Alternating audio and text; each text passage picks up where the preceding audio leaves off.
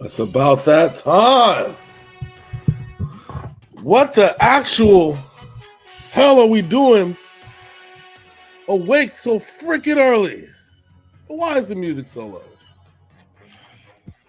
I couldn't even hear the intro video or see it. So What is wrong with you, man? not me. What is wrong with the setup you made? I made up. I made everything. I'm trying to do this, okay? But why is the? I can't. I can barely hear this. That's what I'm saying. Hold on. It's like you have it on your speakers only. No. Give me a second. We're gonna try this again. We're gonna try this again because we gotta get the vibe going. Let's get rid of all curses. Let's get rid of all the BS. Throw out the trash this way. This is what happens when you try to do a live NFL show at 6 a.m. Pacific Standard Time. No negativity, no bullshit. Good songs, good vibes. It's 9 a.m. and I haven't had my Henny yet. So let's try this again. Let's get the vibes going.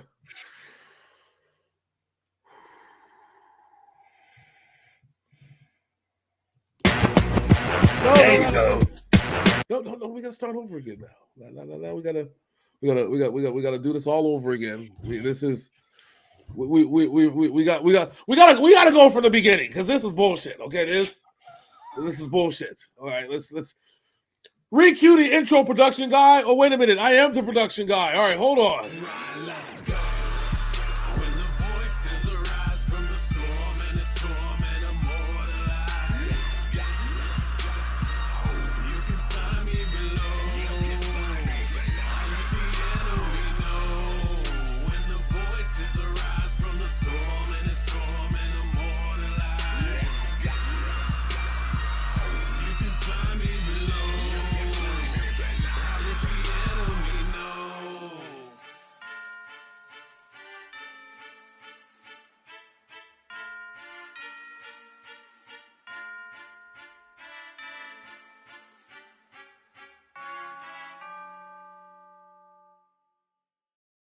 All right, let's try this one more time for the culture.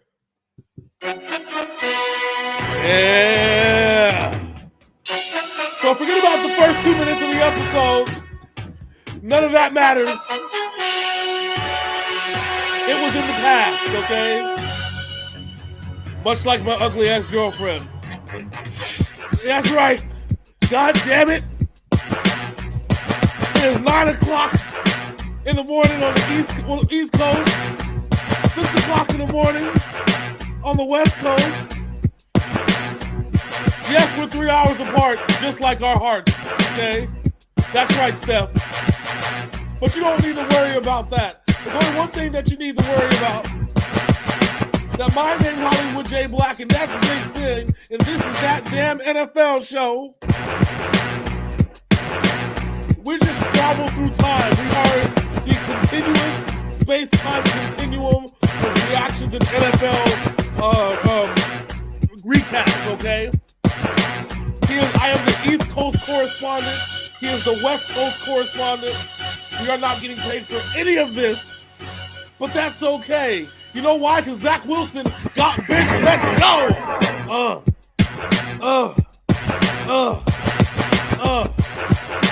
The quarterback that can seemingly do anything except beat New England. And they got mad when we tried to call him out this bullshit. Now he's on the bench. Sit your ass down. Robin Sally ain't playing that shit. But I'm just like, if you lost the Patriots, it isn't so bad. It could be worse, right? So the second half, the Jets had negative 21 passing yards, but it wasn't the offense's fault. How? They averaged 2.7 inches a play in the second half. But no. It's not Zach Wilson in the New York Jets offense's fault. It's the defense's fault, even though they sacked Mac Jones 9 times. They sacrificed him to the gods, but it's okay. It's okay. We'll recap that game, but it's the biggest news of the week because I never thought that the Jets with their 5-2 quarterback, okay, would bench because they lost twice to the Patriots. That would be like, well, the first game he threw like 5 interceptions. well, it's against Bill Belichick, okay? I will give anybody the Bill Belichick excuse. Okay. It's kind of like when teams that are good at running play the Denver Broncos. No, you're not. You're not good at running at all. You can't do shit. Like everything that you thought you was gonna do, not gonna happen. It's that Bugs Bunny meme. Nope. Nope. No. Whatever you thought you were good at, no, you're really not. Right. And that's just what it comes down to. It is what it is. Like I don't understand why people are like mad at Zach Wilson or mad at the Jets. At the very least, I can tell you why they're mad at Zach Wilson. Why? Well, I know the press conference. We'll go over the press conference. Okay, we'll play the audio of the press conference in a little bit. Fine. Press conferences in 2022 will become the best and worst thing to watch. Yes, I'm old and I'm tired and I work with fucking children. CM Punk, ladies and gentlemen. All right. So now that we've gotten a lot of that out, okay, we got to talk about the other big news coming out of the NFL. Where was this Jimmy G at the last couple years? The one that showed up on Monday. Are you talking about the one that has unlimited offensive potential around him now? Yes. The where one he's been injured, and also having many of his key players injured. This is the first time this team has been healthy in like 5 seasons. So true, but I ask myself, and I say, how come they chose this game against the Cardinals to bring everybody back? Because it was double XP week on Call of Duty and Kyler Murray wasn't playing. Apparently. Yes, it's seemingly quote unquote Kyler Murray is out with an injury. Yeah, but his hands were fatigued. Yes, but yet Modern Warfare 2 dropped and Warzone with the big update back-to-back weeks, ladies and gentlemen. Back-to-back weeks, and it just so happens they didn't show up. I'm not saying it's a coincidence. But I'm also not saying it's not a coincidence. I'm saying it's fact. That's what I'm saying. So Jimmy G just came out of absolutely freaking nowhere with this play. And I guess this is the ceiling for the San Francisco 49ers offense. And if they can continually hit their ceiling, this looks like the best offense in football. The problem is, I don't think they can do this more than like twice a season. That's what the problem is. Well, we'll get to that when we get to the Monday night game from this past week. Yes. But the one thing we're going to start off with, there's a fan base who thought their team was back because they beat the Cowboys. But then Tennessee was like, nah, I don't think so. And it wasn't even Derrick Henry that beat the Packers. It was Ryan Tannebaum. It's seemingly that seems to be the case, okay? They didn't have to run Derrick Henry as much as they would have liked to. Although we all know that the Packers' run defense is about as soft as a silly fucking posturepedic fucking mattress, but still, that's neither here nor there. The mighty have fallen, bro. Like the Packers' fall from grace has been bittersweet. And now, out of nowhere, Aaron Rodgers on the McAfee show said he's been playing with a broken thumb. You have not said a goddamn thing. Your team has not said a goddamn thing about being injured. Stop lying, Aaron. This is like your fucking pinky toe last year. Stop lying, sir. He said, "Stop the cap! Stop the cap!" It's like, ooh, why are you lying? My man's out here capping. First off, if that were the case, then the Packers need to be fined and draft picks taken away for fudging the injury report. Much like they try to do to Bill Belichick. Okay, we need fines, suspensions, draft picks taken away because this is bullshit. All right. And the funniest part about it is he is not wearing any bandage or glove or anything on his hand, but yet my throwing thumb is broken. The thing that makes me secure the ball to my hand is broken.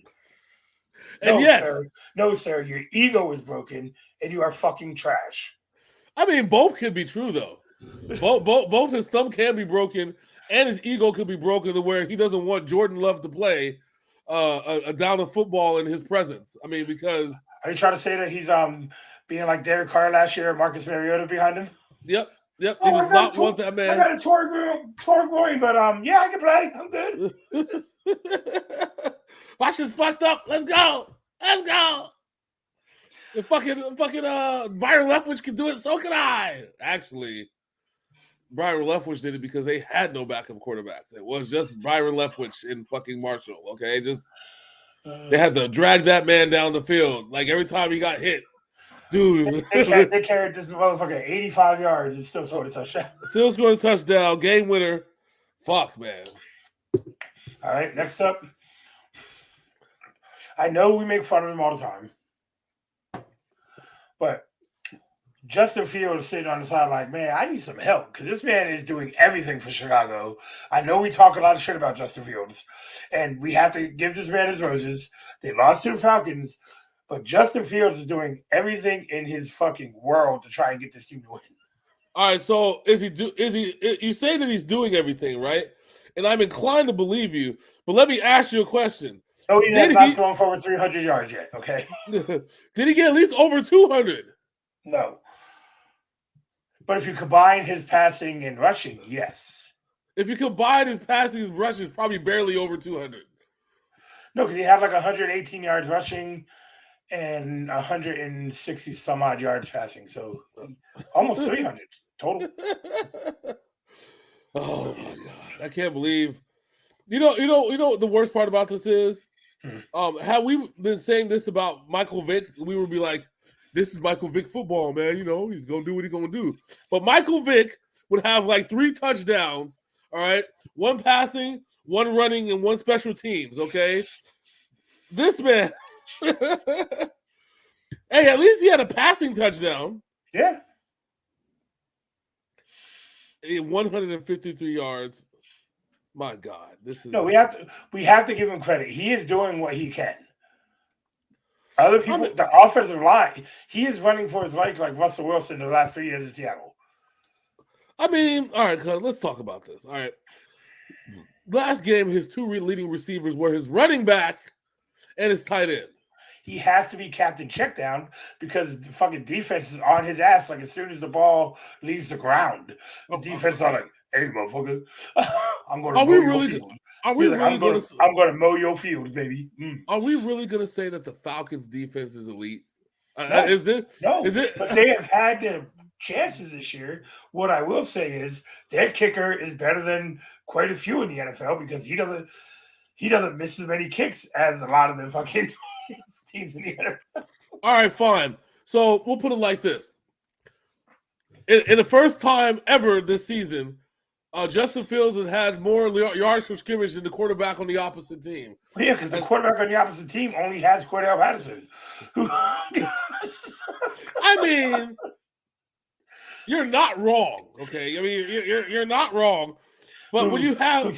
Who set the NFL record with his 9th punt return for a touchdown in NFL history. But when you have such talent as some guy named Aligier, okay, he had 8 carries for 55 yards. That elite talent, okay, and on the receiving end, such elite talent, such as D Bird, okay. I don't know who D Bird is.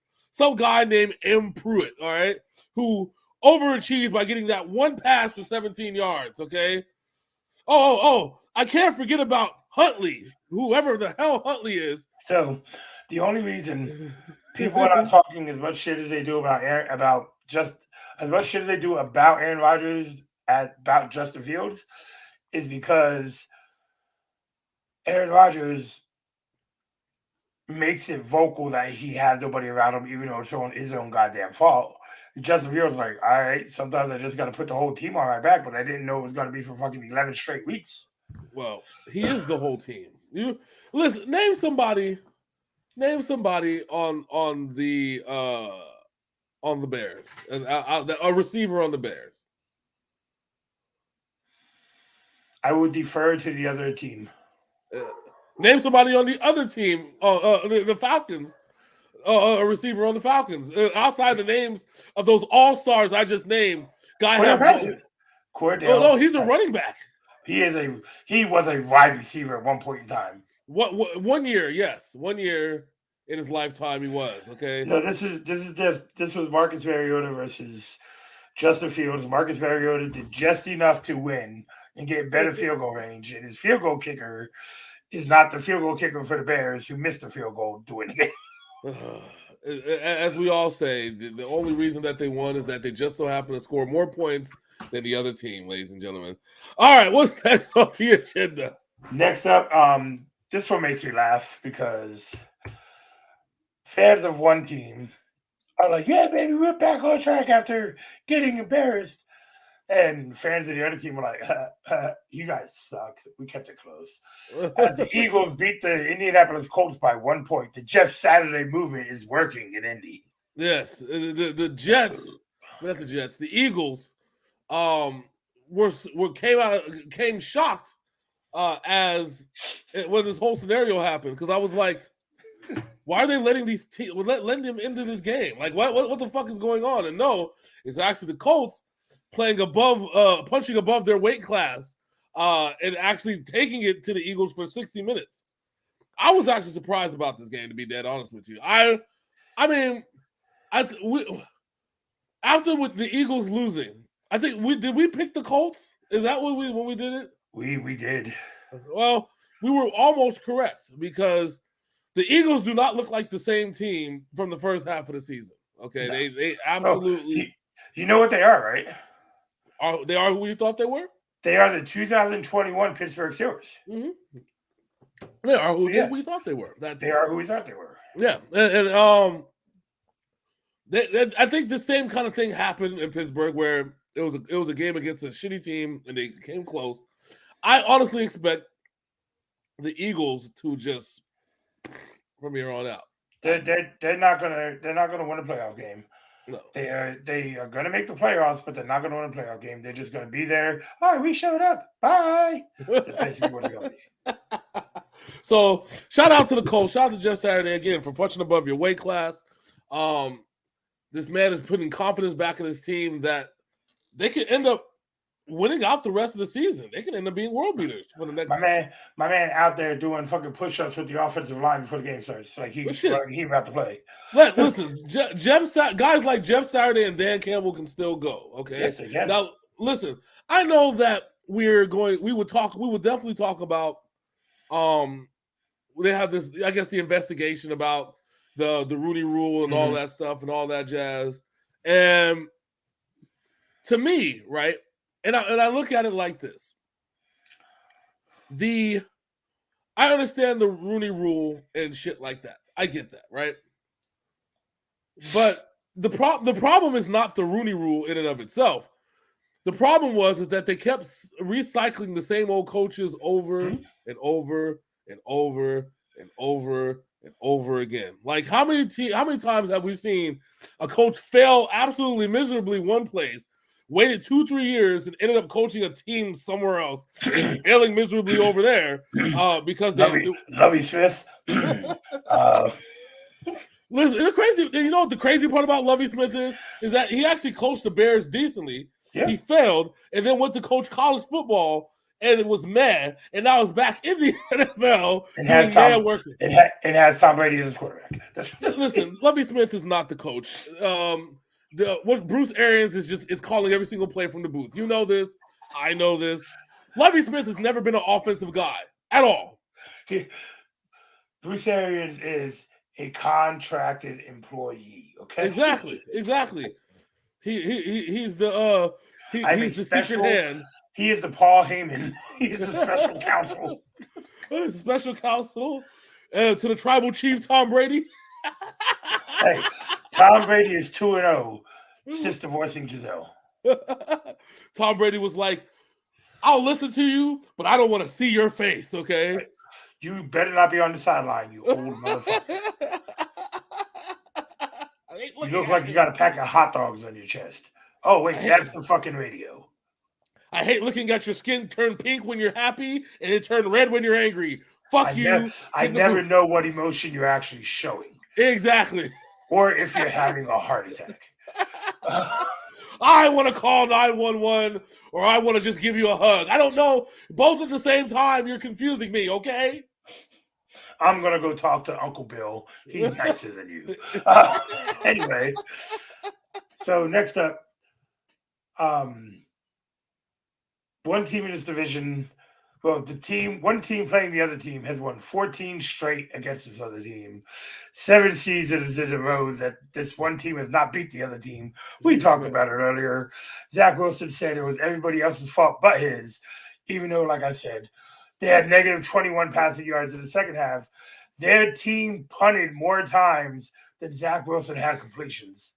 All right, let me see if I can find this. Did you just hear what I said? Yes.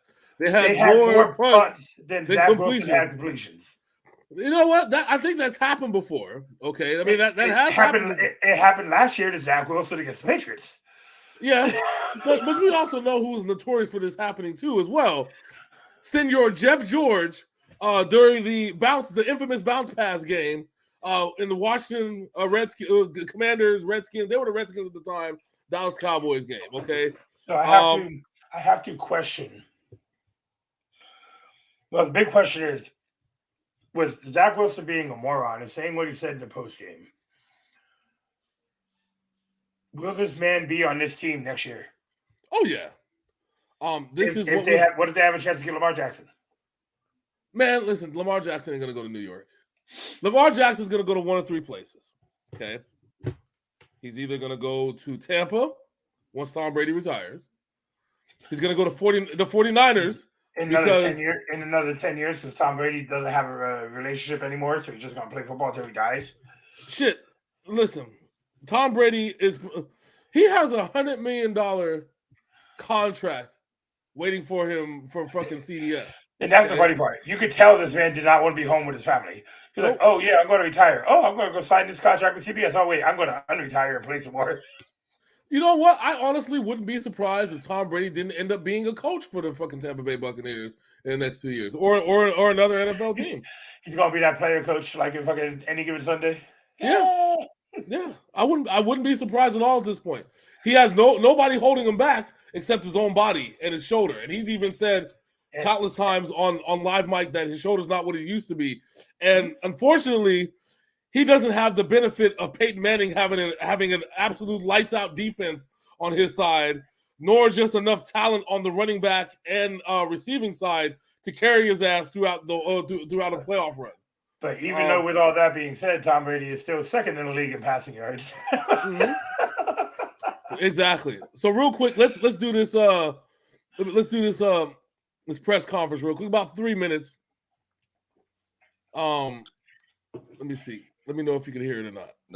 When I try to throw to Mims? I can hear it. Or which the one that you threw at that very end of the game before you guys talked. Third and one. You threw at the card or the sideline. Oh, right. I mean, we called a play for a guy in the boundary. They gave us a coverage where I couldn't work it. So the play that we called was I was trying to get the ball to Conk.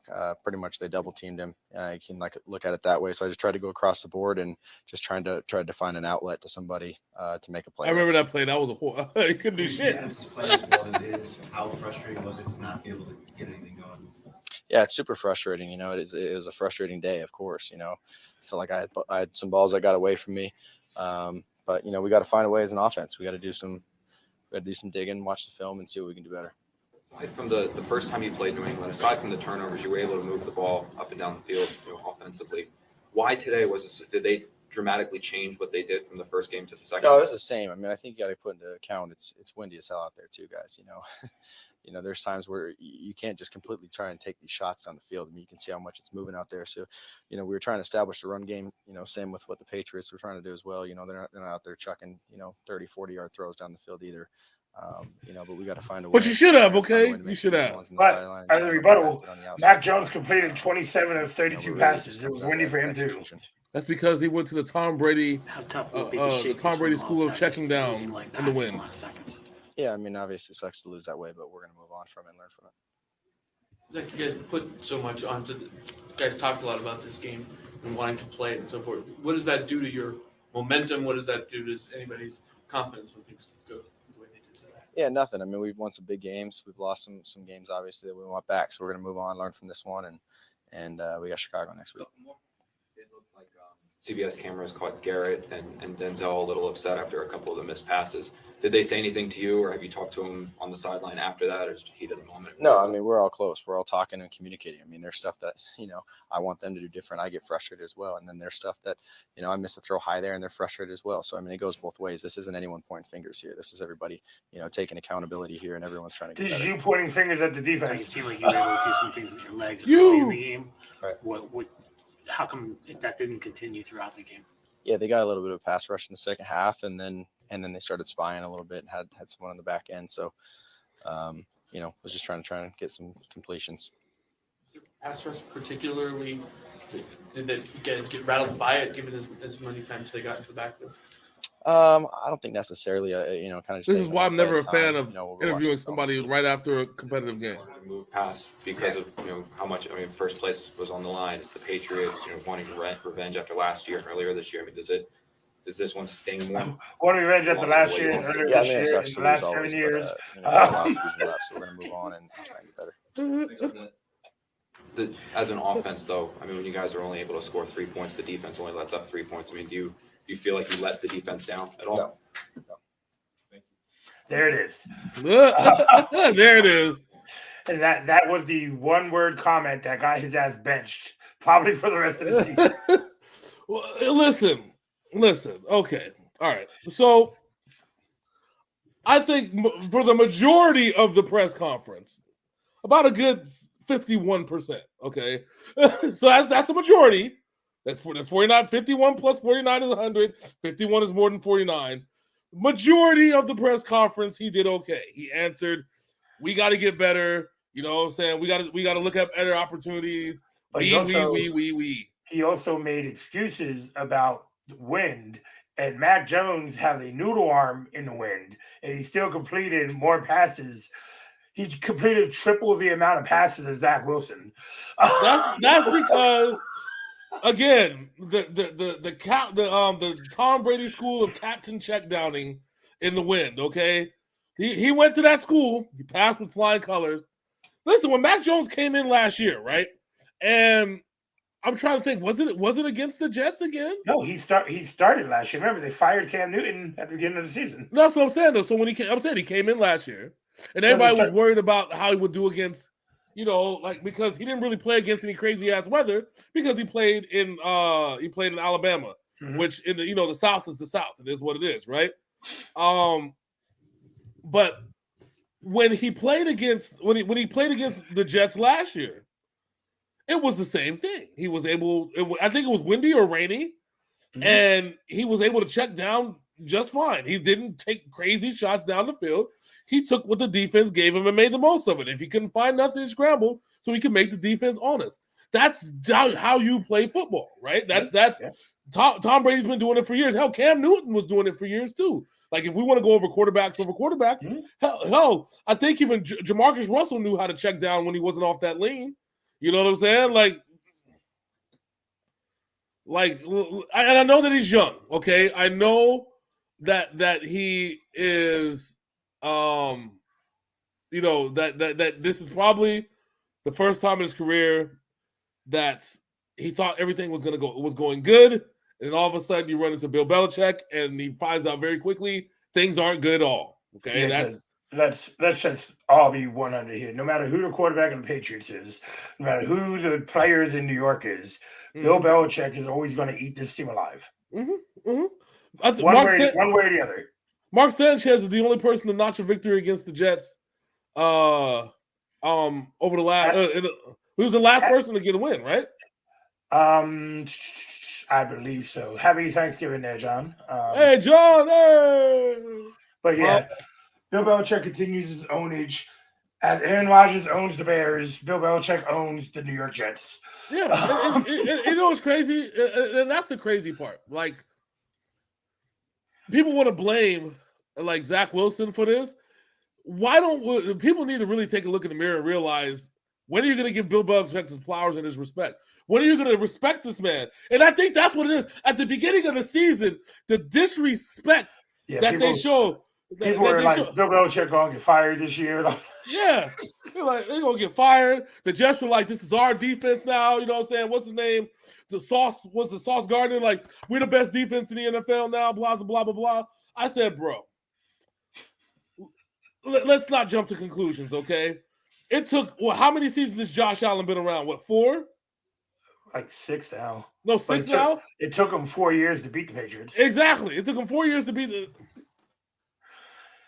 And that's even coming off of a loss where Mac Jones threw 3 times in a game and they blew out the Bills. Yeah. So Zach, you got about 2 more years, buddy. It's gonna be okay. Got about 2 more years, and you're gonna have to turn to Wykovic. You got this, buddy. In 2 years, he might be the Giants quarterback. No, don't get rid of Daniel Jones. I love that man. Okay. All right. Next up, the commies win again. Ah, yes. As good old communists. Bro, it was the Texans, so you kind of expected it. We predicted this one fairly easily. This wasn't even like a question in our minds. Okay. And let's be real here. Tyler Heineke is the best quarterback for that team this season, and they named him the starter finally. It's, you know what's crazy is that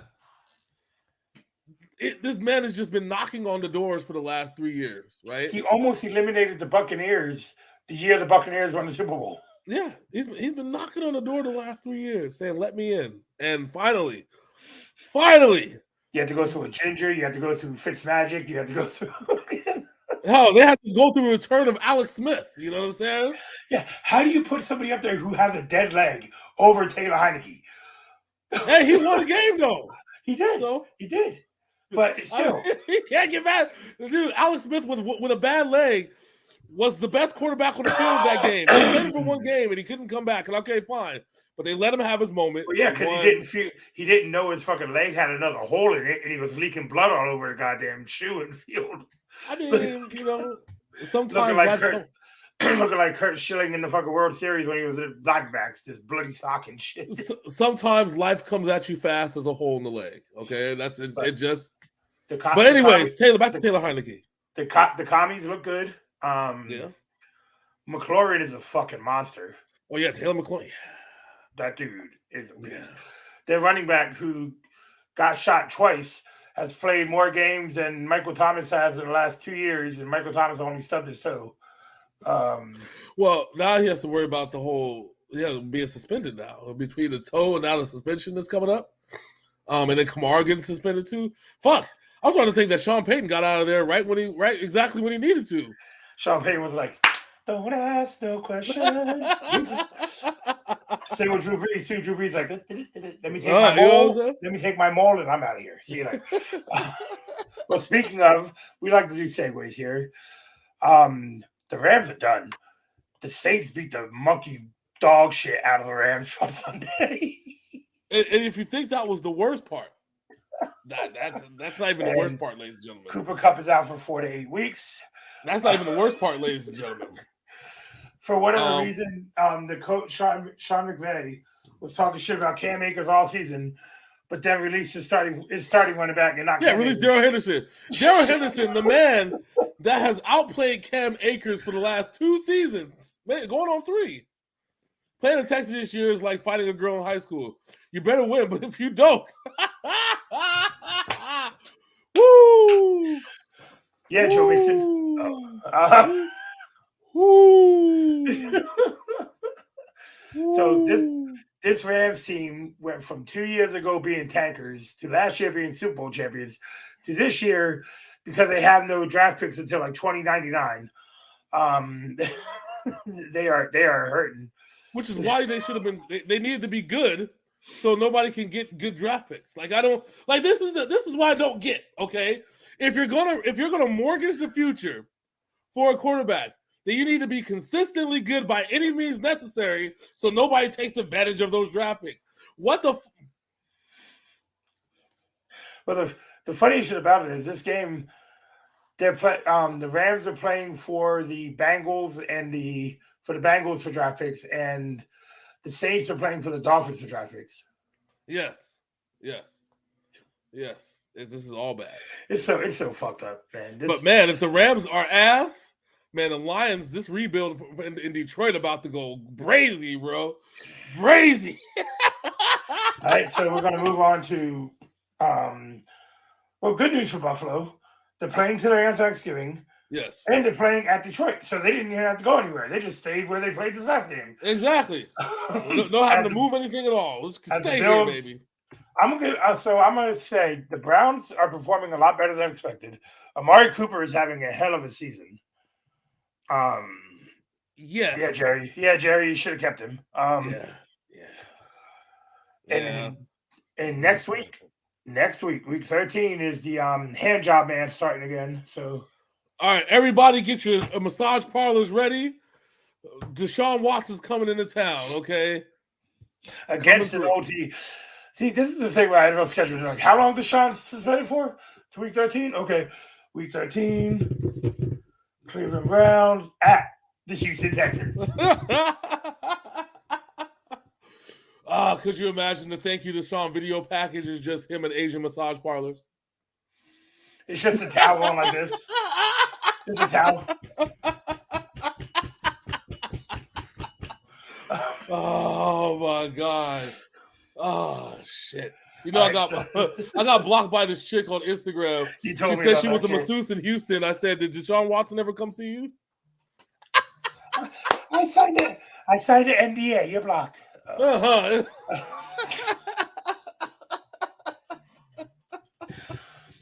All right. Next up, we have so the Carolina Panthers are going through quarterbacks with ankle injuries, like the Ravens went through running backs last year.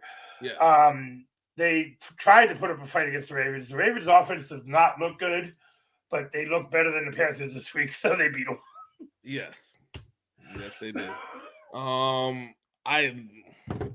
Panthers are horrible. They didn't get any. I thought they were going to get better with Baker Mayfield. They did, but not much better. Like that's like saying I thought you'd get better by putting Neosporin on a cut. It did, but it still hurts. It's still there. All right. You know what the funniest part about that is? What? Robbie Anderson actually had stats in Carolina this season. Yeah, he did. When he got traded to Arizona, he has had 0 catches in Arizona. He's only been targeted 4 times. Guess what, Robbie? It wasn't Baker's fault. Well, to be fair, okay, he was like the 5th man on the roster. I don't even know why they traded him to Arizona to begin with. I'm just like, fuck, you really just want to throw this man down the depth chart, huh? That's what the fuck this shit was.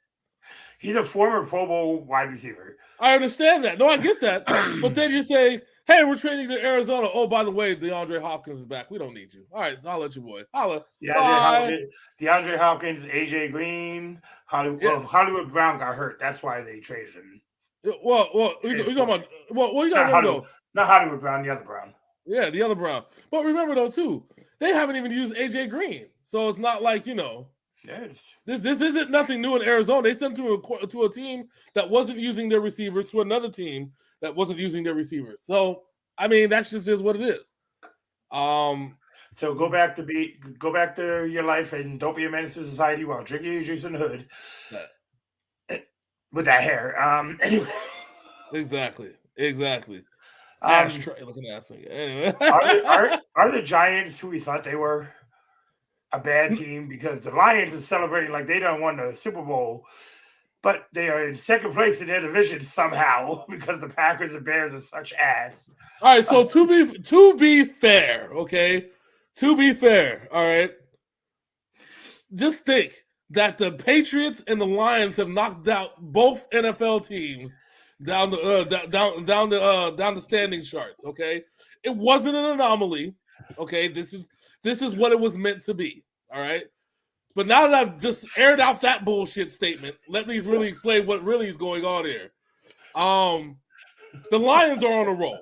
All right, their running game. They finally have a running game. First time since Barry Sanders.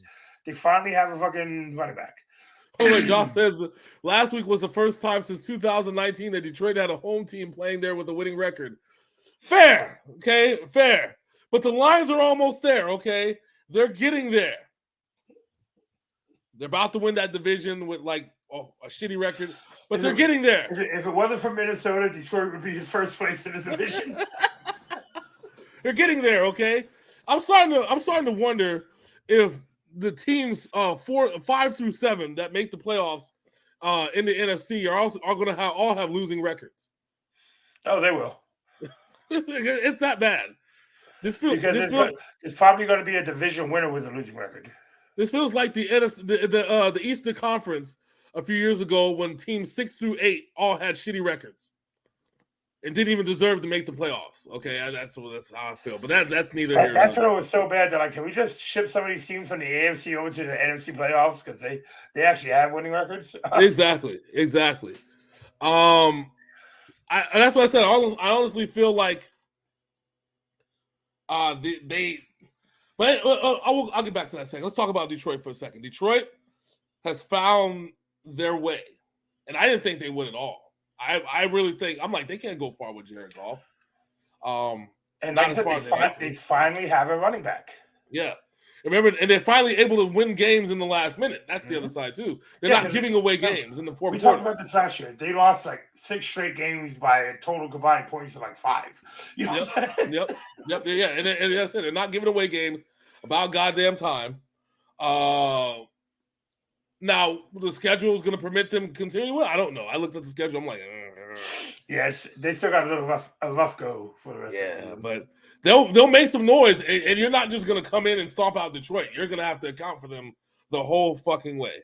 No, good job, Dan. Good job, Dan Canmore, turning this ragtag team of misfits into possibly a winner at some point. So yeah, I think so. He's getting there, and as long as he doesn't have a leash on him, I think he should be okay. As long as they give him full reign to do what he needs to do to make Detroit a winner again, I think he'll be fine. All right. Next up, we have an elite defense giving up a wide open touchdown in overtime to a 99 ranked receiver on Madden as the Las Vegas Raiders surprised both of us and beat the Broncos. Like I said, the Broncos apparently, for majority, we're always that team that whatever you do good, you're not doing. They're not doing offense. They have seemingly found a way to shut it down, except when it mattered. And the fact that the Raiders don't do anything good. They didn't know what to shut down. And they let Devontae Adams wide open. That's been the strategy this whole season. Confuse the shit out of Denver. We're not going to be good at anything, okay? Nothing at all. So they can't stop us. You cannot defeat mediocrity. Mediocrity is undefeated, okay? Oh. Fucking A. Mediocrity is undefeated. That's the title of this fucking this show.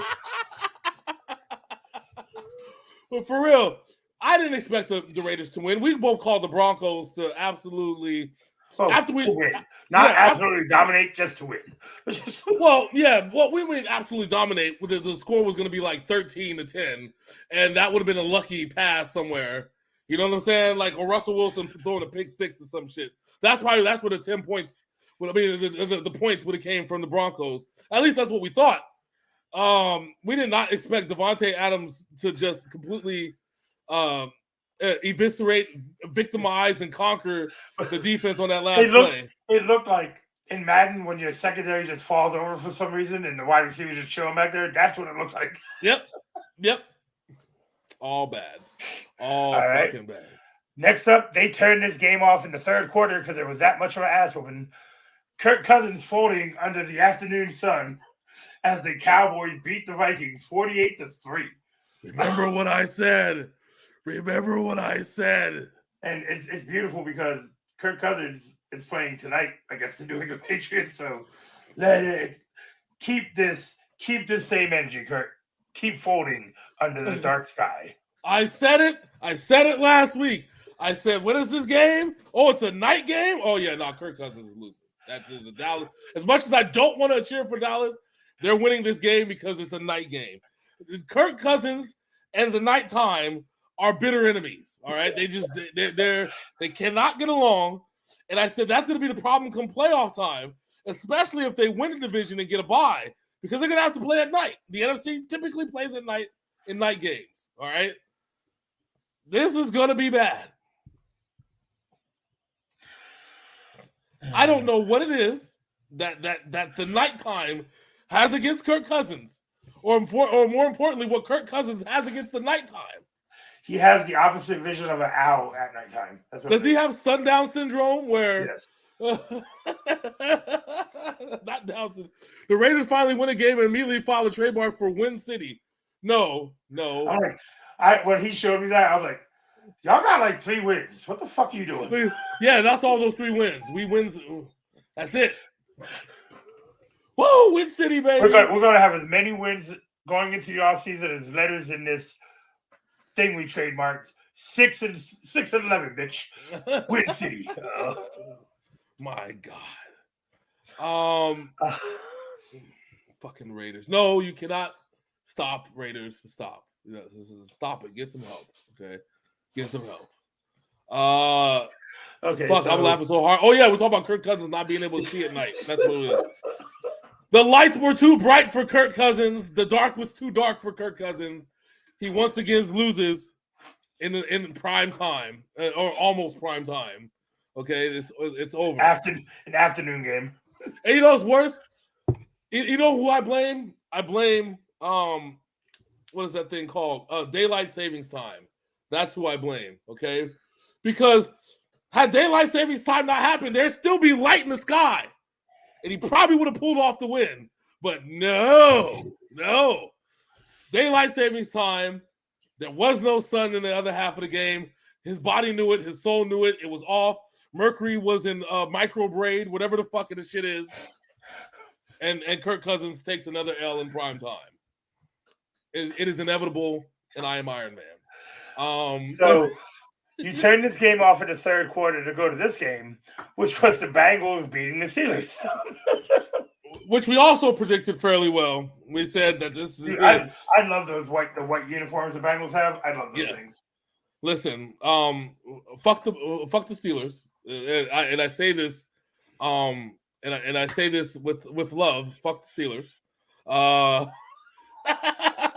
You know what I want to see happen? I was thinking about this the other day. What's up? Since this is going to be Mike Tomlin's first losing season in Pittsburgh, and if he gets terminated because they haven't performed in the playoffs well, and that, 11-0 last year and barely making the playoffs, I would crack up in the offseason if Tomlin got fired and Bill Belichick was like, "Hey, you want to be my heir apparent? Come coach defense for me." Wow. If Mike Tomlin gets fired, especially with the lack of talent that's in Pittsburgh, okay?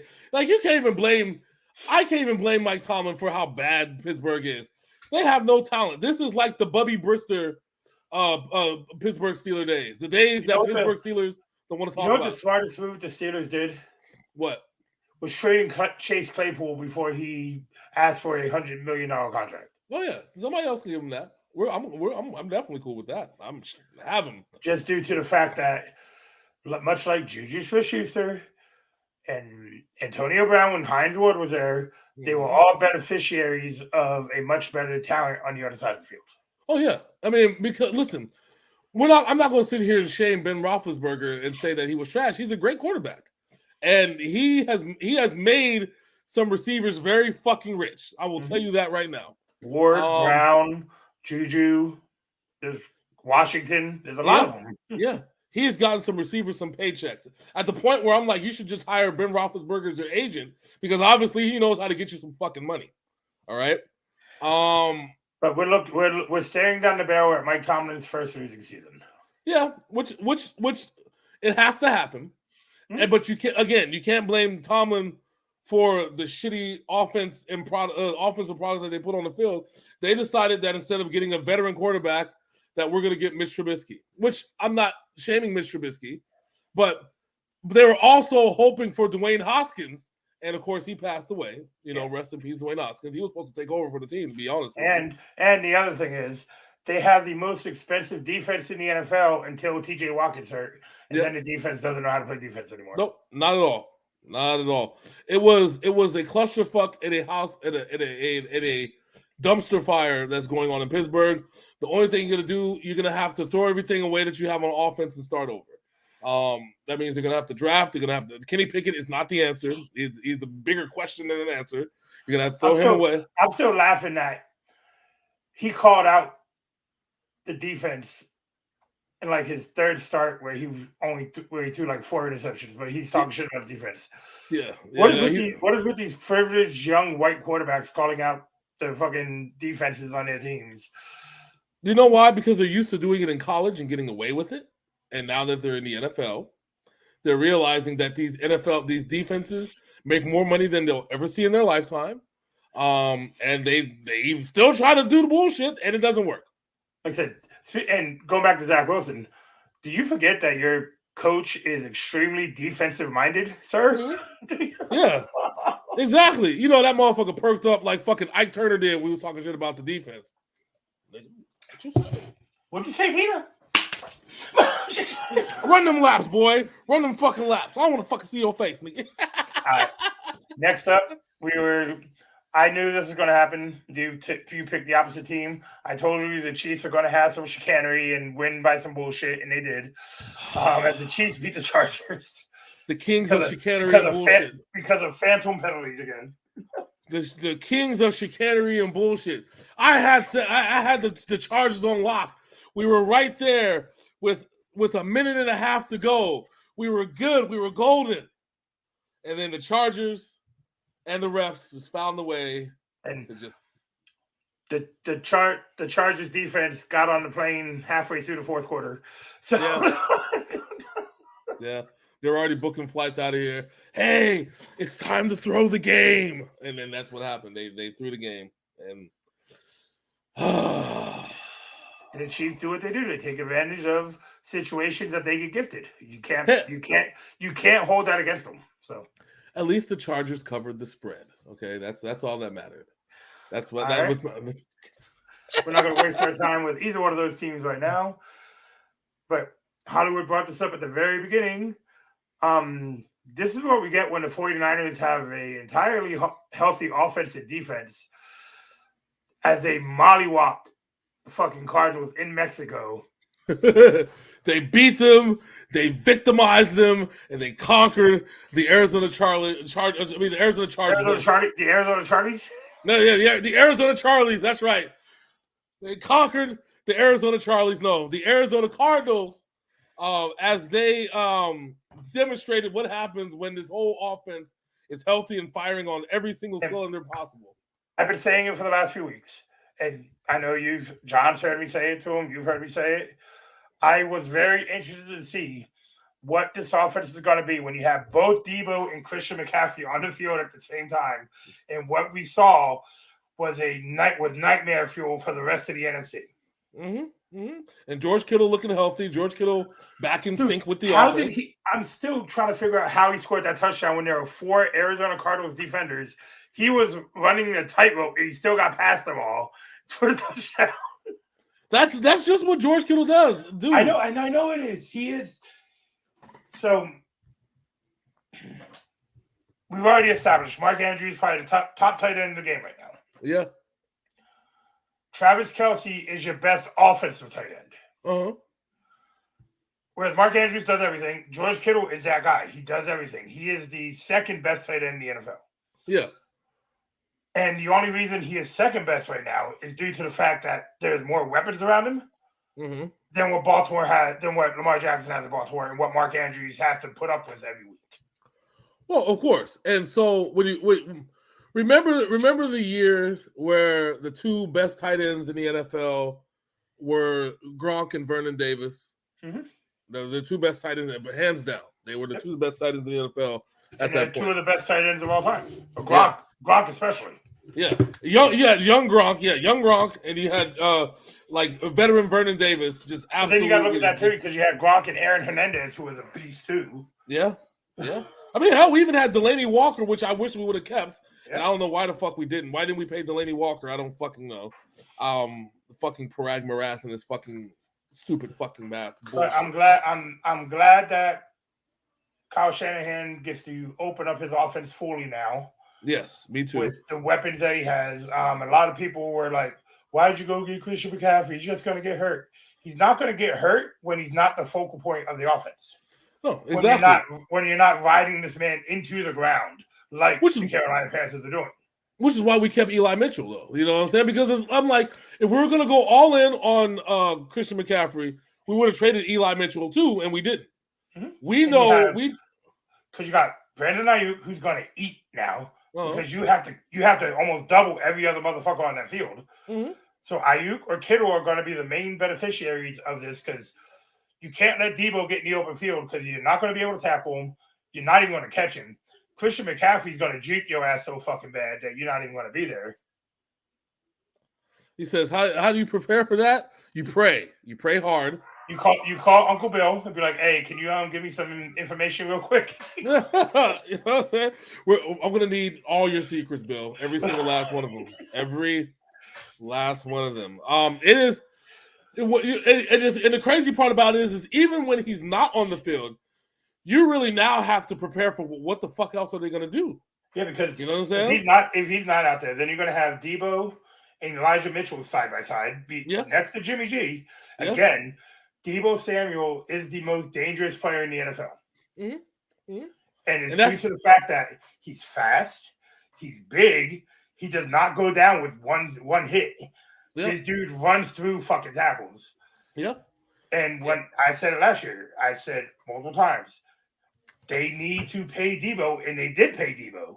Yeah. Yeah. Because George Kittle, I will give George Kittle his flowers every day of the fucking week. Mm-hmm. But this team cannot run efficiently if Debo Samuel is not on the field. Oh yeah. Oh yeah. And I know we just talked. John just said, what happens when they line up in the backfield? Shit, what happens if they line up in the two slots? Yeah. Yeah, CMC and Debo next to each other. Yeah. And they're both one's running out, the other running curl. Who the fuck you going to cover? Yeah, you stack the right side with Ayuk, Ayuk, CMC, and Debo, and then you have Kittle on the blind side. Kittle on the left doing a fucking chip off. Mm-hmm. That's a Madden play that motherfuckers couldn't even stop. That's it. It's a wrap. And there's so many things that they can do, and I think that this is where Kyle Shanahan excels, is that putting players in the right position to win. And yes, I give Kyle Shanahan a lot of shit. Okay, I do, but deservingly, I give him a lot of shit because I feel like he has a history of making bad calls. Yeah, because sometimes I think he's trying to beat himself. Mm-hmm. At the end of the day, I really feel like sometimes he really tries to beat himself when he's calling plays. Pun intended. Yeah. As long as they're not playing the Browns, yes. Pun intended. Pun intended. All right. So, shout out to the 49ers. I'm hoping that this is the point where now hopefully the NFL takes notice and they realize that they're fucked. Okay. Now you guys are in the driver's seat here for the rest of the season because we've seen the cracks in Seattle's wall. We all knew they were coming. Yes. But we're starting to see them. Obviously, the Rams are done for the season. Yeah. The Cardinals, Kyler Murray's still playing Call of Duty, so they're not going to do much this season. We'll still back up in the middle of December. It'll be all right. This is the 49ers division to lose. Yep, pretty much. I don't see them. I actually want to look at the schedule. I don't see them losing for the rest of the season if they can stay healthy. Shoot. Right, that covers week 11. I forgot to say it at the beginning. You moved one win closer to tying me for the total season. You went 9-5. I went 8-6 again. Yeah. Total wins. I'm at 93, 70-1. You're at 90, 73-1. We both have a chance to hit that 100-win mark. Woo! That's right, baby. But that all depends on these picks that we're about to make. All right. Again, happy Thanksgiving. We got 3 games going on today. Mm-hmm. Starting off with a team that didn't have to travel and a team that had to travel home. We had the Buffalo Bills at the Detroit Lions. As much as I love that this Detroit love story, I feel like the Buffalo Bills are still too much for this team. Josh Allen is that whatever elbow injury that he had it is bothering you. You see it on some of the throws last week, but he's still got enough arm strength to get the ball where it needs to go. Yeah. So I'm gonna bank on the Bills winning on this one. I like him. I like as long as Stephon Diggs is upright, I think he'll be okay. So Yeah, I got the Bills here too. They are.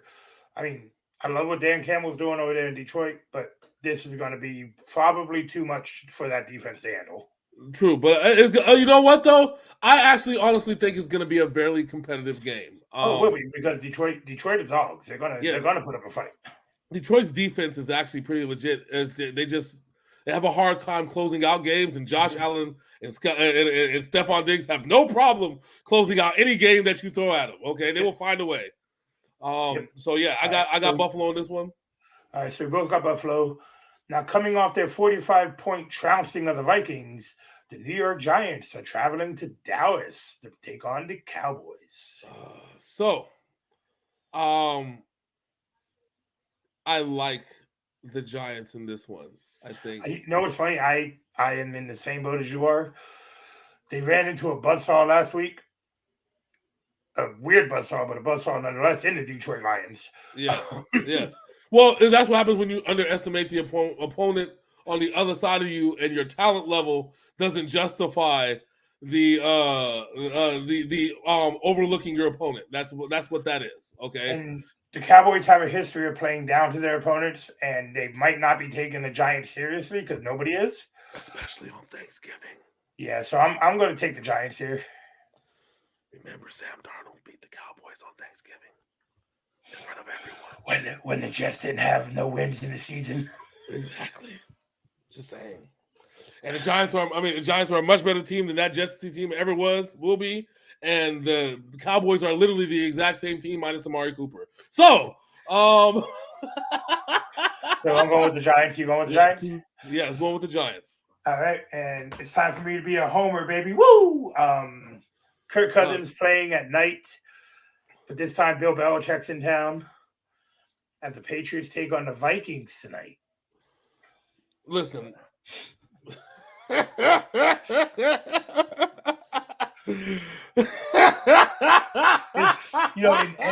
any other, if this game was at 10 o'clock in the morning, I would probably pick against the Patriots.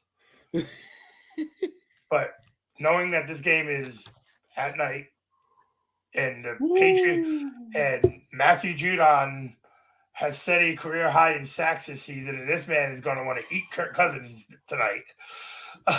Sundown syndrome is in full effect, ladies and gentlemen. As the new, it's going to be all bad. This is going to be an OG stomp out. This is just hide your kids, hide your wives. It's going to get ugly, and it's going to get ugly fast. The Patriots are going to absolutely mollywop this team, and it's at night, and that's the only reason why it's at night.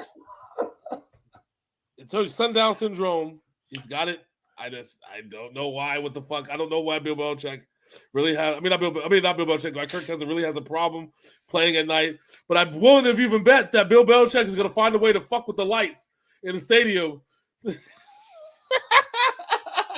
Make them shits flicker a little bit. I see you, nigga. You wanna Subway gift card?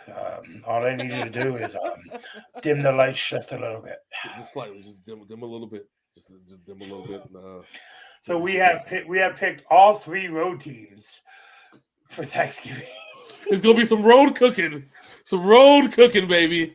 But it falls into habit because over the last 4 years, all the away teams have won the Thanksgiving games. Yes. So yes, it should be fun. Should be absolutely fun. Right. Now we're moving on to Sunday. Mm-hmm. A team coming off a bye against a team who's getting ready to play their old masturbatory quarterback. We got the Texans at the Miami Dolphins. Wait a minute. What? Dolphins came off a bye week last week, and the Texans next week they play their masturbatory ex-quarterback. Oh, next week. Okay, I thought you said this week. I'm like, next week. Next week they play their masturbatory ex-quarterback. Oh, okay, next week. Yeah, someone said. So, wait a minute. Tua Tagovailoa is going to go for 500 yards in this game. Yeah. The Dolphins, they're running on every single cylinder that they could possibly be running on right now. The only thing stopping them is a division win. And that is where The New England Patriots and the Buffalo Bills have put up the hand. Oh, and the Jets too are putting up the hands and saying, "This shit's about to be competitive, bro." Because Sorry. the New England Patriots are the only team in the AFC East who has not lost to the Jets.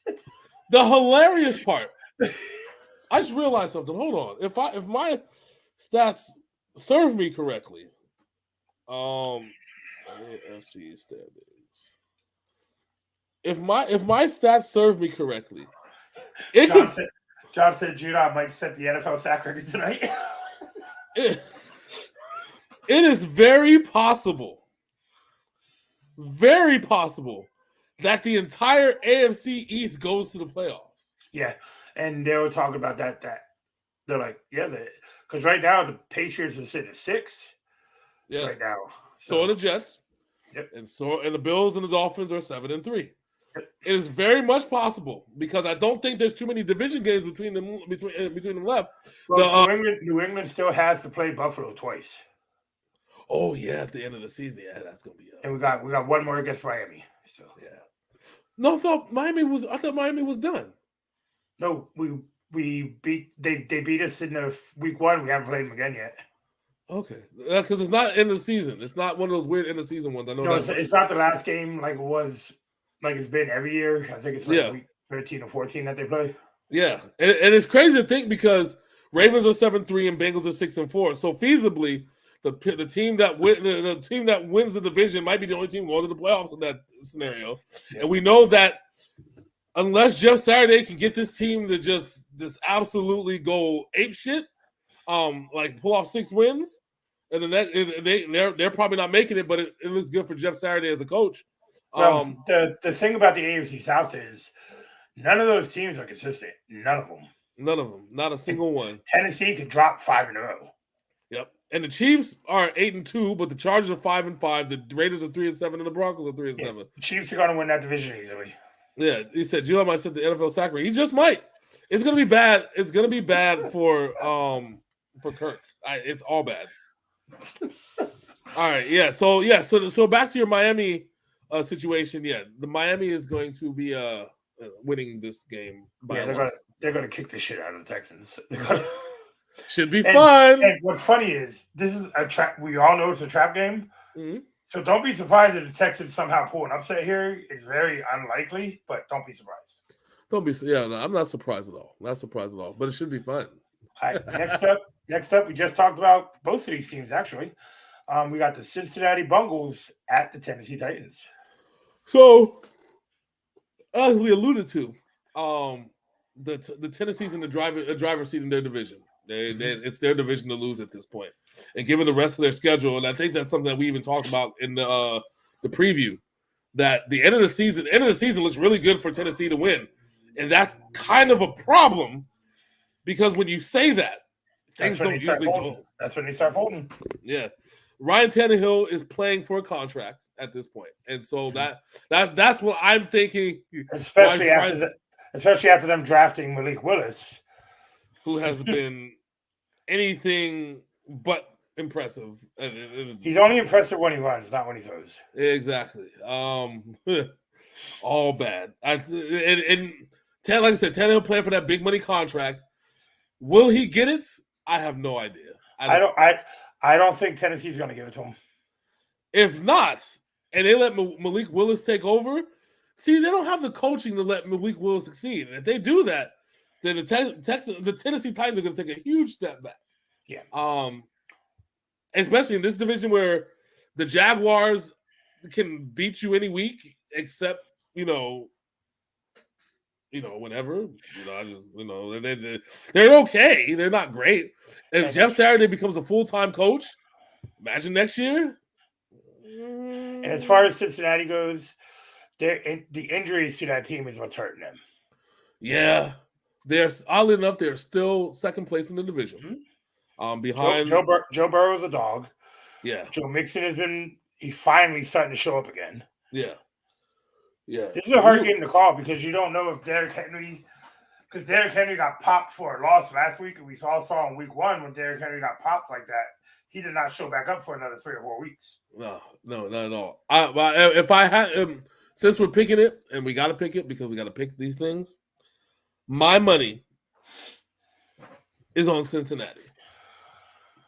I am going to agree with you here. I think Cincinnati is the better team overall at this point in the season, Yes. even with all the injuries. Yes. right. Hopefully they got to get healthy soon. Hopefully, so we'll Yeah. see. See, if they get healthy before playoff time, they're going to be dangerous in the playoffs if they make the Extremely, playoffs. extremely. I wouldn't want to play this team in the playoffs. Ooh. This is one of those games that unfortunately we have to pick somebody. Somebody's got to win this shit. Goddamn. We have Russell Wilson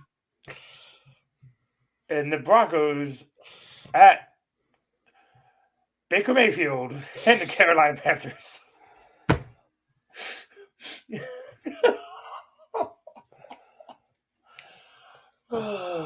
And, like I how to said, this is one of those games that we have to pick, unfortunately. So I think the defense on the Broncos are going to score a shitload of points in this game. I think that's what this was going to come down to. It's going to look bad. It's going to be so embarrassing that maybe Steve Wilkes, the interim coach, is going to get fired. I got the Broncos defense in spite of Russell Wilson winning this game. How's that sound? I'm on that same wavelength with you, my friend. They will win this game in spite of Russ, okay? And it's funny, they always call Tom Brady a system quarterback. Yes.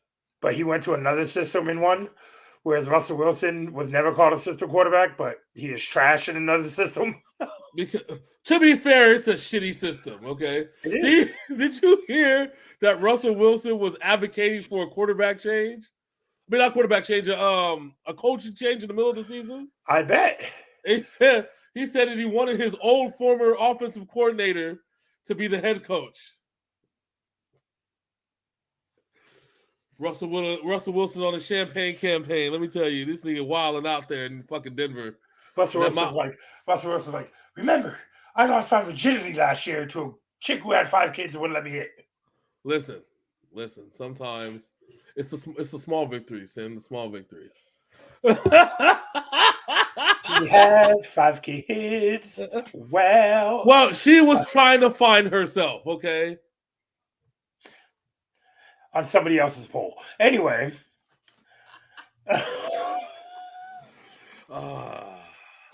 Next up, it's we actually talked positively about this quarterback for the first time this season earlier in the show. Yeah.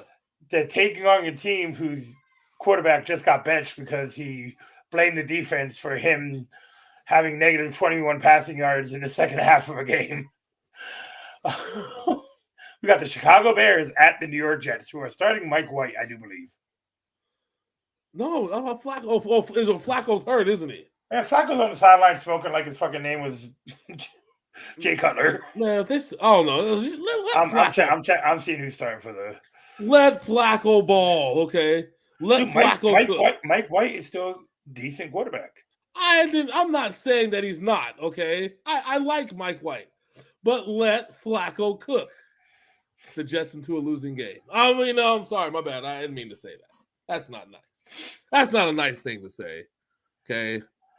All jokes and BS aside. Damn. What? Zach Wilson got demoted to third string. Mike White starting. Joe Flacco is his backup. Damn. Joe Flacco can't catch a break. He's like, I'm starting. He's like, actually, no, you're not. Actually, Mike White is a better teammate than you, so we're going to put him on the field. Because unfortunately for Robert Saleh, his second-year quarterback probably pissed off a lot of people in that locker room when he said, "Oh yeah, no, it wasn't the offense's fault." So I will say that if what happens if they get blown out? Who, the Jets? Yeah, Jets. I doubt it. Then the Jets are who we thought they were. Ooh, that would suck. If they win with Mike White, now we've got a quarterback controversy.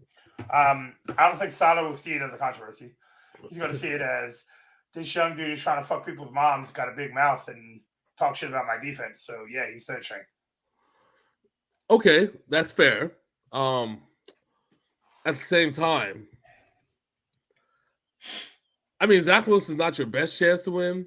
I mean, I would honestly think that if you're gonna get your best chance to win, remember, Joe Flacco went undefeated at the beginning of the year. Okay, so it's not like so.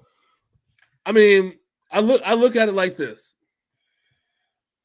Yes, I understand what Zach Wilson did, but now you might essentially force yourself into a quarterback controversy now. If Mike White comes in and wins and plays better than Zach Wilson did, even in Zach Wilson's wins, and we know Mike White's potential. We've seen what he's like at 100%. Dude can ball.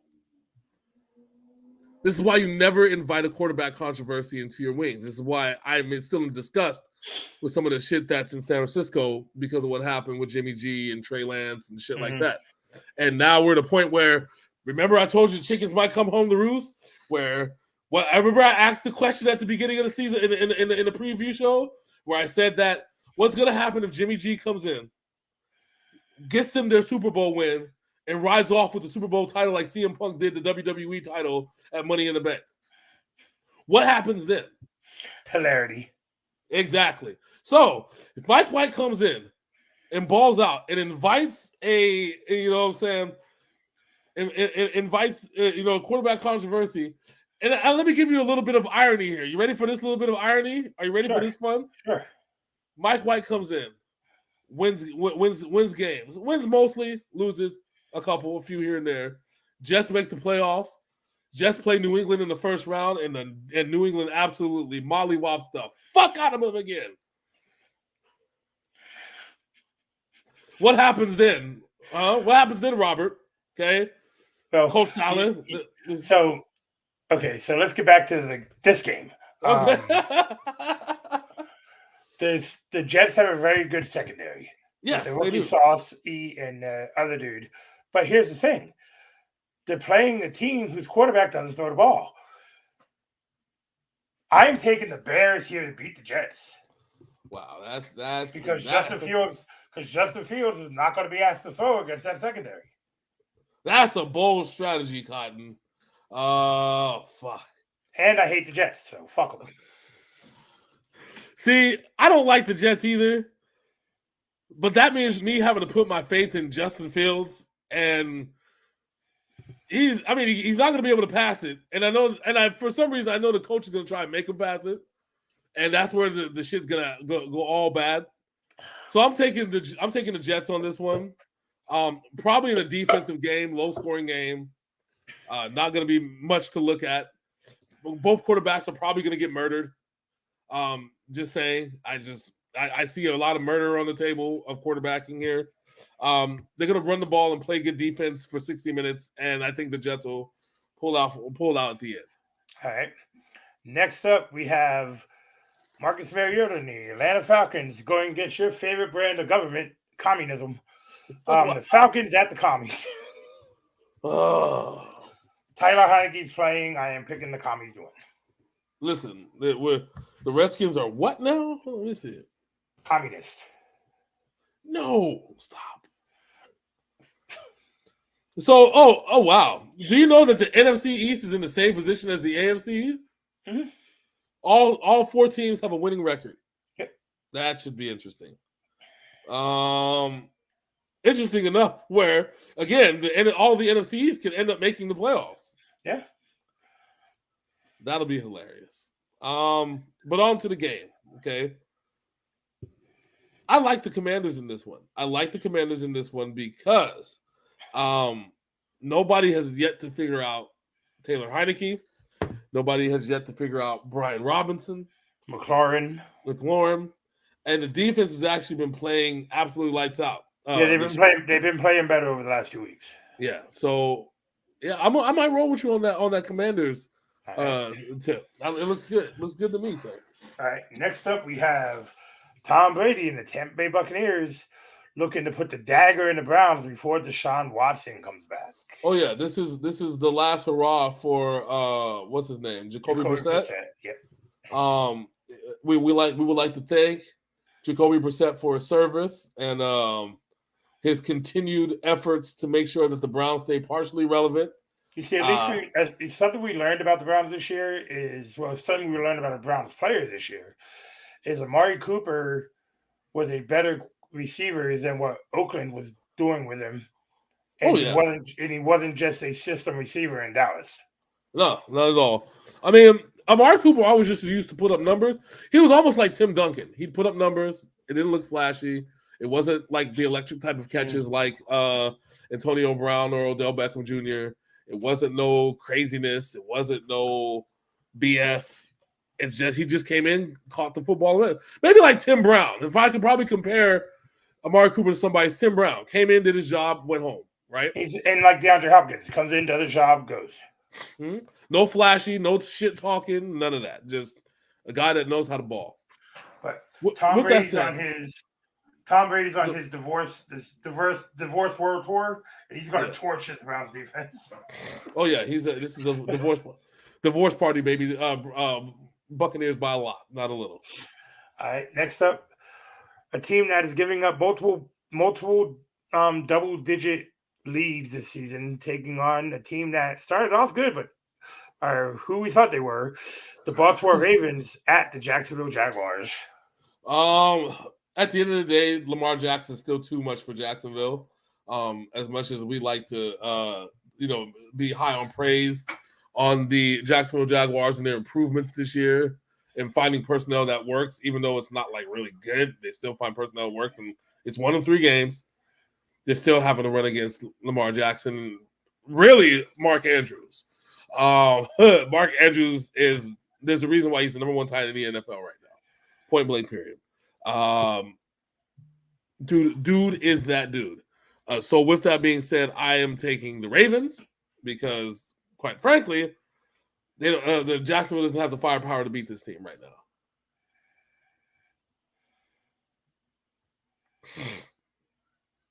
What's going on? Are you okay? Yeah, I was just looking at something. Oh, okay. I'm like scaring me. I'm like, what's going on? No, because Mark Andrews has been injured. Wait, what? Oh, what now?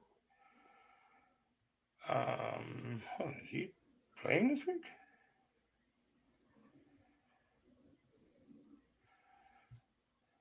It's like I haven't been paying attention to the Ravens. Yeah. He's dealing with a shoulder injury that kept him out of action entirely in week 9. Oh, they're coming off. Okay, they're coming off a bye week. That's why. All right. Yeah, Mark Andrews will be playing. Okay. So yeah, I got the Ravens. I got the Ravens too. Even without Mark Andrews, they're a better team here. Yeah. So next up, we have a team of this is Underwhelming Bowl 2022. Underwhelming Bowl. What you got? The LA Chargers against the Arizona Cardinals. Wow. What you call him still out though, isn't he? Kyler Murray's still out. Kyler? Yeah. Yeah, he's still playing Call of Duty. Yeah, he's trying his prestige on both Call of Duty. So I got the Chargers in this one.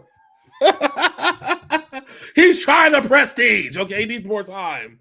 More time. I'm taking the Chargers too. The Cardinals got to figure shit out. They really do. They have so much talent on this team. They should not be losing games. I mean, Colt McCoy has been balling. So Colt McCoy is still a solid quarterback who can't feel his arm. Fuck, and it's crazy to think that Colt McCoy's last 12, 13 years, and he's still can't feel his arm. That's insane. Yeah. All right, so I got the Chargers in this one. All right, can Josh McDaniels have another miracle win on the road at Seattle? I know you hope the Raiders win. Yeah, I do, because fuck Seattle. So I'm gonna have to roll with that. I think so. I hope so. The Legion of Boom is non-existent, so there's not defense that we got to worry about. It's somehow, and I never thought I'd ever have to say these words ever come out of my mouth again, but stopping Geno Smith, who's played relatively well this year. I mean, he's number 2 in Pro Bowl voting in the NFC. So I never thought I'd ever have to say those words ever in the history. That the victory rests on stopping Geno Smith. The man who is number 3 in the MVP voting right now. Geno Smith. Geno Smith. What? Oh God! Please don't make this happen. Especially if Seattle makes the play. Oh my God! What have we done? Could you imagine what Russell Wilson's reputation, how bad it would go down if Geno Smith actually won a playoff game? Oh my God! Even that, if he made it to a Super Bowl, please no. There's anything but that. Anything but that. That's just horrible. Wow, oh my God! I don't have trust in the Raiders, but I'm going to take them just because I do not believe in Geno Smith. Oh, now I'm stressed. I'm like Geno Smith might actually be an NFL All First Teamer. You motherfucker might be a MVP finalist. Oh my God, he might end up being a fucking Super Bowl MVP if things go horribly wrong. Why do I feel like this is like West Virginia's fucking NFL simulator right now? West Virginia NFL simulator. Yes. Oh my God. Praying for the Raiders. I want them to win, and I'm betting on them. But man. All right. So next up, this game looks like it has blowout potential, but you never know because, again, one of the teams often plays down to their competition. We got the New Orleans Saints at the San Francisco 49ers. And we've obviously seen sometimes when this happens. The Saints are still a good team. They just can't win games. Somehow Andy Dalton has revitalized his career in New Orleans, where he was a third-string quarterback in Week 3. Yeah. And it's the Saints are a great team. It was so bad that we didn't even know Andy Dalton played for the Saints. I know. And sometimes we debate because the one thing I hate about Andy Dalton is that he can be great one week and be absolutely shit the next week, or he can go on a great 3-4 game run and be absolutely dog shit for the next 6. And the inconsistency is what kills me with Andy Dalton. That's why I have no faith in him. I do have faith in my 49ers though, and so I got faith in what you guys are putting on the field right now. So so I have 49ers there all day. This is going to be a good fun game. I agree with you there. Next up, this was the game that the NFL was hoping was going to be the Super Bowl this year, but one of those teams sold their souls, and now all the injuries have come home to roost. Yep. The LA Rams at the Kansas City Chiefs. This is what happens when you reap what you sow, and they've been begging for the Super Bowl forever. Oh, Niners have to avoid looking ahead to Miami. Unfortunately, they got Miami next week. That's going to be tough. Unfortunately, the problem with looking ahead to Miami is that you don't know if Tua Tagovailoa is going to get his head knocked off or not, right? So you can't. So that's why, you can't bank on Miami being tough. You just have to be like, okay, well, let's make sure we don't die to New Orleans or lose a bunch of players to New Orleans and win. And as long as they still focus on that, I think they should be fine. There is a risk Tua can seize up, as they say. All right, there's still that possibility. Even though I love Miami, and I picked them to win earlier. That Tua head factor is still going to be a thing. But as far as this game goes, Niners all day. I don't see why they won't. We already did the Niners. We're talking about the Rams and the Chiefs. Oh, Rams and Chiefs. Oh, we're back on Rams and Chiefs. See, he got me on my Niners now. This is bad. It's bad because I didn't want the Chiefs to win this game, but I don't think they're going to have a choice but to win this game. I think they'll even try to give away this game, and the Rams are still going to lose. The biggest issue is Matt Stafford's dealing with a second concussion in 4 weeks. Yep, and he's out. He's going to be out for a few, which means no Cooper Kupp. No Cooper Kupp. This literally looks like the Rams. Remember the Rams started their backups against the Seahawks, the Cardinals. Not this week. There was one game a few years ago where it was nothing but their backups because all their main starters were hurt. This was Goff was hurt. Murray was hurt. Gurley was hurt. Everybody was hurt, and it looked ugly. This is what this game is. So, but except the Chiefs have everybody. So, well, no, scratch that. The Chiefs don't have any receivers. Their top 2 receivers are hurt. Yeah, but you still have to stop Travis Kelce, who can beat your team. True. But I'm Still, taking the Chiefs. I'm I mean, taking I'm the taking Chiefs the here. I don't think the I'm- Rams have a chance in this game. Oh no, the Rams don't have a chance. I'm just trying to figure out who the hell is going to play wide receiver in Kansas City. That's the question I got. I'm like, fuck. All right, next up, the man with the fake broken thumb, the faux thumb, taking on a team that should not be winning, but they are. The Green Bay Packers at the Philadelphia Eagles. Unfortunately, oh boy, this is going to be tough because we got the frauds, which are the Eagles, against the fraud, which is Aaron Rodgers. I'm going with the Eagles here. I'm begrudgingly going with the Eagles because I wanted to see the Eagles downfall for the rest of the season. But when they're running into teams like the Packers who are defrauding people over and over again, then yes, I'm going to have to pick the Eagles in this one. All right, next up. I'm sure when they put this game on the schedule, they thought it was going to be good too. The Pittsburgh Steelers at the Indianapolis Colts for Monday Night Football. Well, they probably put on the schedule, but they didn't probably think that Mr. Trubisky was going to be the starting quarterback. Or actually, let me say, Kenny Pickett was going to be the starting quarterback. They also thought they thought the Colts would be a lot better than they are. So, I mean, they're not who we thought they were. They're just like slightly bad. But Jeff Saturday. The good thing for the Colts is Jeff Saturday is not who we thought he was. So no, he's actually a really, really great coach. I'm taking the Colts in this one because the Steelers have no redeeming qualities at all. Yeah, I got the Colts too. If Mike Tomlin can check his pride, I would just tank the rest of the season, get a good draft pick, and just move on. Yep. I mean, they are trading Claypool. They got that draft pick coming. They have a lot of some decent draft capital. Not as much as the Lions do over the next 3 years, but they have some decent draft capital. Thank you, Rams, for giving all your draft picks to the Lions. So. Yeah, you know what? I would even say trade what you got. Make this a tryout. Who's going to be here next season? Which one of you fucks are going to be here next season? Is it going to be you or you? What's going on? You know, I'm just saying. Listen, the rest of their schedule is ass at this point. They're not winning shit. Yeah. They are not. I refuse and refute. The Steelers have to play. After this Colts game, the Falcons, the Ravens, maybe the Panthers. I say they'll beat the Panthers. Then the Raiders, the Ravens again, and then the Deshaun Watson Browns. And depending on how many massage parlors have been set up in Pittsburgh at that point, the Browns might just blow them the fuck out. I'm just saying. Yeah, I'm going with the Colts also. Yeah. And that covers our Thanksgiving slate of week 12 here on the NFL Sports Show, the Overtime Sports. We want to wish everybody out there a happy Thanksgiving. Be careful out there if you're going out Black Friday shopping.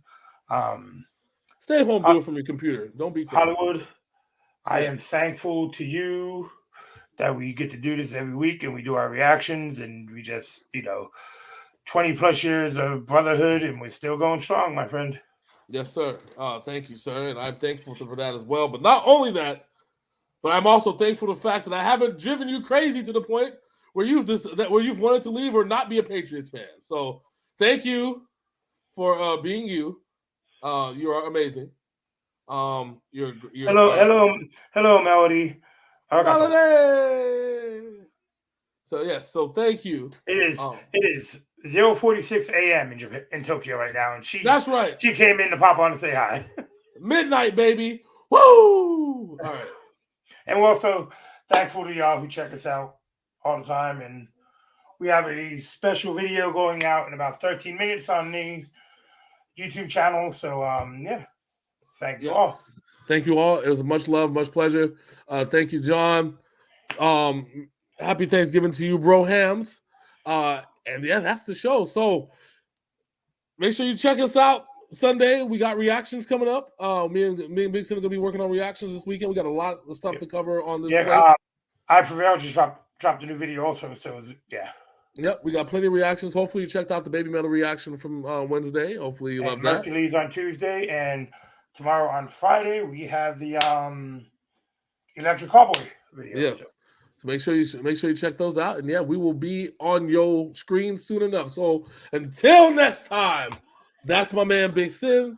I'm your boy Hollywood J Black. This is That Damn NFL Show, and we are out this thing. Deuces.